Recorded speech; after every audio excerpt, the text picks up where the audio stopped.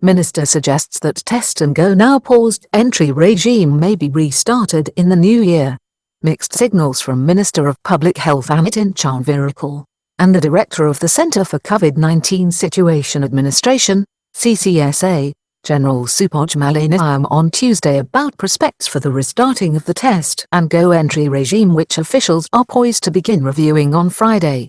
General Supoj suggested that countries may be taken off the list of 63 approved for the reopening on the 1st of November, and that the screening process for the entry regime may be strengthened together with other changes. He also did not rule out the permanent suspension of the scheme.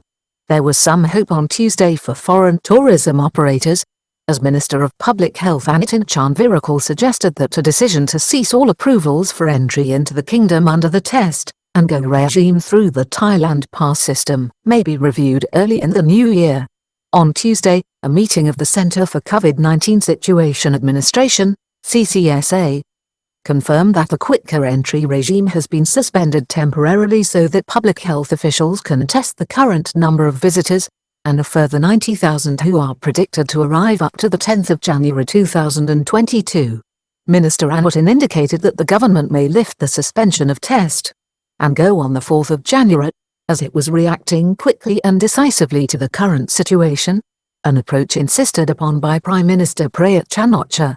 The decision came after the Prime Minister summoned scientists and public health experts to the top-level meeting as he emphasized that Thailand would move quickly in reacting to the Omicron threat in the interests of the safety of the public, but would also seek to strike the right balance between public health and economic interests. Public Health Minister, suspension may be only temporary. Officials aware that this is the high season after the meeting. Minister of Public Health Anutin Charnvirakul stressed that the closure of entry to tourists arriving under the fast-track test and go process may still be a temporary measure. The situation is to be revisited on the 4th of January. Mr. Anutin underlined that ministers and officials were cognizant of the fact that this was the high season for the travel and hospitality industry depending on incoming foreign tourists. The government revealed that since the 1st of November, when the country reopened, over 200,000 people had applied for entry to the kingdom and been approved. Currently, 90,000 foreign tourists are due to arrive between now and the 10th of January. All approved through the Thailand pass system will be allowed to enter, 90,000 up to the 10th of January 2022. All those who were approved by the Thailand pass process will be allowed entry into Thailand with just one night's Safety and Health Administration (SHA) plus quarantine for an initial PCR test. But on Tuesday, the top-level meeting also decided to add a second PCR COVID-19 test on the 7th day for all incoming visitors. It is reported that the government's priority now will be monitoring the current influx of foreign tourists within the country.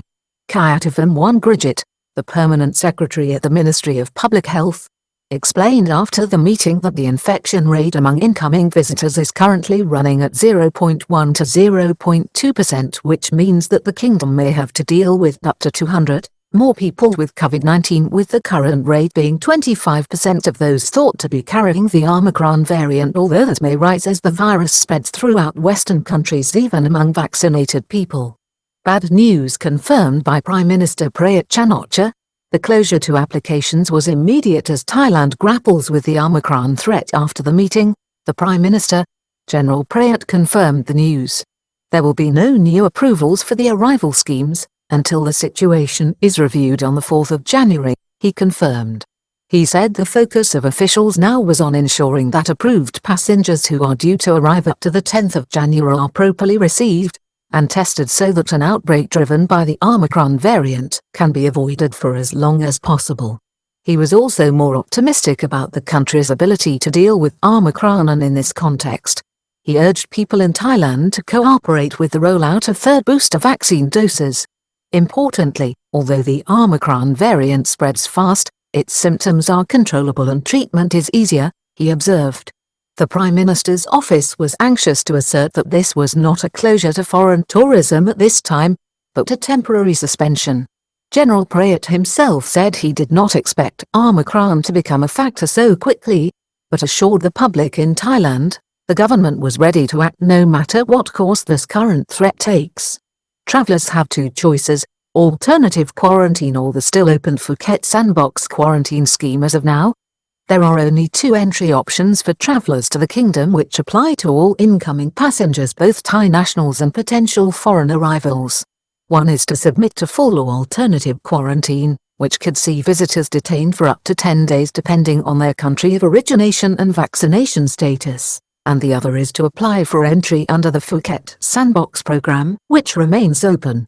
It may offer more of a holiday, but only attracted 440 visitors per day to Phuket when the scheme opened on the 1st of July. Rising infections, bad press and burdensome rules still real threats to the slowing Phuket Sandbox. Meanwhile, in the south, the governor of Surat Thani province gave a press conference on Tuesday in which he confirmed that 3 foreign tourists on Koh Samui had tested positive for the Omicron variant and were being treated, with those who came into contact with the visitors being screened. All had negative tests reported so far. Koh Samui saw 40% to 50% occupancy this month, which Jinto said. Currently, booking on the holiday islands were healthy, with an occupancy rate of 40% to 50% reported up to the 16th of December among 2,254 Safety and Health Administration (SHA) plus licensed hotels. He emphasized that officials were briefing the local population on the new variant, so the public felt more at ease about the situation. The Koh Samui Sandbox opened on the 15th of July last. Nearly 8,000 visitors have applied and been approved for entry to the island, with over 7,026 arriving from the 15th of July to the 19th of December. The governor explained screening methods for isolating foreign tourists arriving from Suvarnabhumi Airport, so that they can be tested as soon as they land on Koh Samui. Anyone testing positive is taken to Samui Hospital. 3 foreign tourists with Omicron virus on Koh Samui. All patients are reported to be in good health. He gave details of the 3 cases detected so far involving Omicron. All 3 are reported to be in good health despite having the new form of the disease. One is a 34-year-old UK citizen who arrived on Koh Samui after travelling with her husband from the United Kingdom through Suvarnabhumi Airport on the 15th of December. A second is a 55-year-old Belgian man who arrived through Suvarnabhumi Airport from the United Arab Emirates, UAE, via Singapore. He landed in Koh Samui on the 16th of December last. On the same day, the third infected passenger, a 56-year-old Briton, also arrived from the United Kingdom via Singapore. Ronarong Fulpaput, the chairman of the Tourism Association of Koh Samui, revealed that the island had already seen some cancellations, but these were more concerned with lockdowns occurring in countries of origin as the Omicron virus variant spreads. Public Health Minister appeared to be sending a positive message to foreign tourism businesses after the meeting and the swift decision. The Minister of Public Health, Anutin, who broke the bad news on Monday, underlined that this was just a pause and not a full suspension. He insisted that foreign tourism operators should not worry too much about how long this suspension may stay in place. He also ruled out, for now, any speculation suggesting another possible lockdown of the kingdom in response to Omicron. He said that in early January, if the government felt satisfied that the situation can be controlled, then the country's doors under the quicker entry regime may be reopened again.